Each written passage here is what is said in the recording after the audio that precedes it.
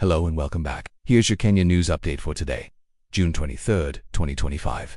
Let's dive in. 3 police officers and 3 other people have been charged with murder. The suspects allegedly assaulted a teacher who later died while in custody. The incident happened on June 17th in Kesses, Uasin Gishu County. The suspects are accused of robbing the teacher of 200,000 shillings before beating him up. They further tortured him at an unknown place until he became unconscious. He was later found dumped at the hospital where he was pronounced dead on arrival. One of the suspects is a brother to the deceased teacher. The family had earlier claimed that the teacher was arrested over a land dispute. However, the police denied this. An investigation was launched and the suspects were arraigned in court. Justice Marima has directed that the suspects be detained for 14 days to allow police complete investigations. The court also allowed the prosecution to obtain a statement from the deceased brother who is in police custody. The suspects will remain in custody until July, when they will be asked to plead to the charges. The 1-year anniversary of the Gen Z protests is just days away. On June 25, 2024, thousands of Kenyan youths hit the streets to protest against high taxes and the rising cost of living. The demos turned chaotic with protesters setting ablaze a number of businesses and public service vehicles. Several people were arrested in connection with the unrest.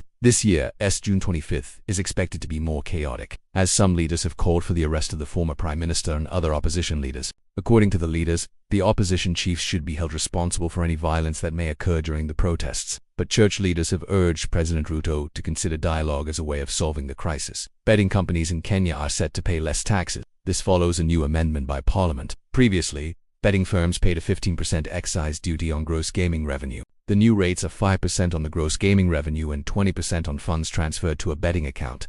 The Betting Control and Licensing Board has welcomed the new tax regime, saying it will make the betting industry more sustainable. But what do you think of the new tax regime?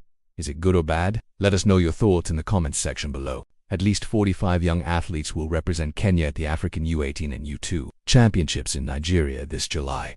The championships will be held between July 2nd and 7th. The team will be accompanied by coaches and a medical team. The selection was done at the Moita International Sports Center in Kenya. India's Minister of State for Defense, Sanjay Seth, is in Kenya this week. His visit is aimed at strengthening bilateral ties between India and Kenya in defense and trade. Seth arrived in Nairobi on Sunday, June 24th.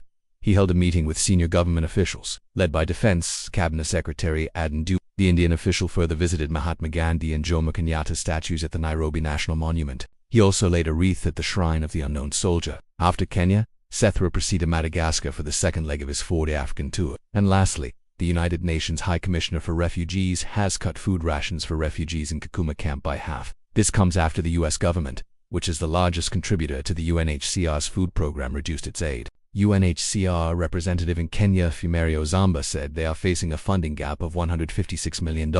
He warned that 18,000 children under the age of 5 years and 7,000 pregnant and nursing women are at the risk of malnutrition. These are the stories that made headlines in Kenya today. For more news updates, make sure to follow our channel. Until next time, stay informed.